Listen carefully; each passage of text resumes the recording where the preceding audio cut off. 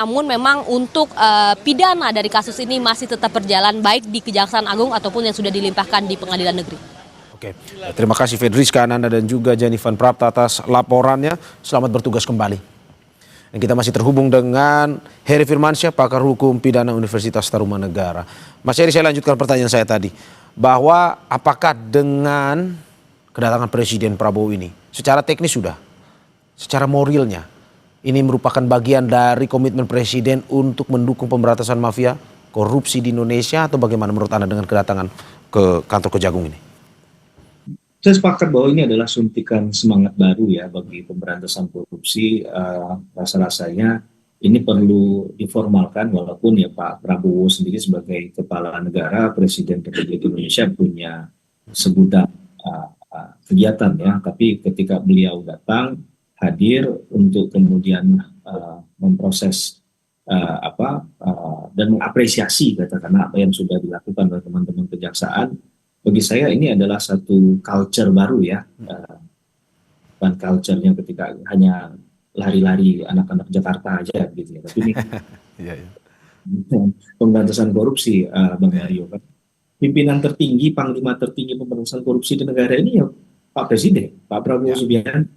Jadi dengan kehadiran beliau, siapapun akan tersampaikan message yang bahwa jangan main-main gitu. Ini sudah pemerintahan saat ini lebih serius lagi untuk kemudian melakukan tindakan tegas kepada pelaku-pelaku tindak pidana korupsi dan memberikan semangat ya bagi mereka yang berada di lapangan, karena yang berada di lapangan kan juga kalau kita boleh jujur Bang Mario, berhadapan dengan orang-orang yang mungkin tidak kecil juga begitu ya secara kekuatan invisible hands-nya. Jadi mereka juga perlu rasanya ya gandengan tangan juga, suntikan semangat dari Pak Prabowo begitu kan ya. Pak Prabowo nggak perlu ngomong pun menurut saya dengan beliau hadir itu sudah ada kesan yang mendalam begitu ya. Ada delivery message yang baik bagi asas pemberantasan korupsi kita. Dan satu catatan juga terhadap press conference yang akan mungkin dilakukan oleh teman-teman Kejaksaan Agung hari ini juga memantik semangat untuk penyidik lain dalam tindak pidana korupsi. Ada Komisi Pemberantasan Korupsi, ada teman-teman kepolisian untuk dalam tanda petik yang positif ya Bang Mario, berlomba-lomba dalam mengembalikan kerugian keuangan negara. Jadi mindsetnya bukan hanya sekedar menghukum orangnya saja, pelaku kejahatannya, tapi ultimate goals-nya adalah bagaimana mengembalikan kerugian keuangan negara tadi, Bang Mario. Nah ini menurut saya juga satu hal yang seharusnya bisa kita highlight dari upaya untuk kemudian dalam hal acara yang sedang dilakukan pada kegiatan pagi hari ini ya, bahwa ini bagi semua penyidik pemberantasan korupsi, mereka punya kans untuk melakukan tindakan-tindakan yang bisa memaksimalkan pengembalian kerugian keuangan negara tadi. Itu Bang. Oke, dan catatannya memang selama ini salah satu yang terbesar juga 13 triliun untuk Kejaksaan Agung ya. Kita lihat bahwa Presiden datang langsung untuk ya menerima penyerahan tersebut. Dan menurut Anda, apakah ini angin segar juga bagi tidak hanya Kejaksaan Agung tapi juga lembaga anti rasuah lainnya untuk bisa bekerja lebih cepat dan lebih jujur dalam menangani korupsi ini untuk nantinya ya pemerintahan Presiden, terutama ini 1 tahun, lebih optimal lagi ke depan dalam pelaksanaan hukumnya? Betul. Bahkan ini tadi kita katakan bukan sinyalemen yang kuat hanya bagi Kejaksaan Agung, tapi juga penyidik lain dalam pemberantasan korupsi, ada kepolisian, ada KPK, ya. Bagaimana kemudian saling bersinergi, fungsi koordinasinya dilakukan dengan maksimal di lapangan. Ya, ego sektoral, tidak ada yang merasa ingin mengalahkan apa. Kalaupun ingin saling kalah-kalahan, saling menang-menangan, bukan kalah-kalahan gitu. Dalam pemberantasan korupsi ini, dalam hal yang positif trennya tadi, Bang Mario, untuk siapa yang paling banyak mengembalikan kerugian keuangan negara. Saya rasa itu haram untuk dilakukan ya.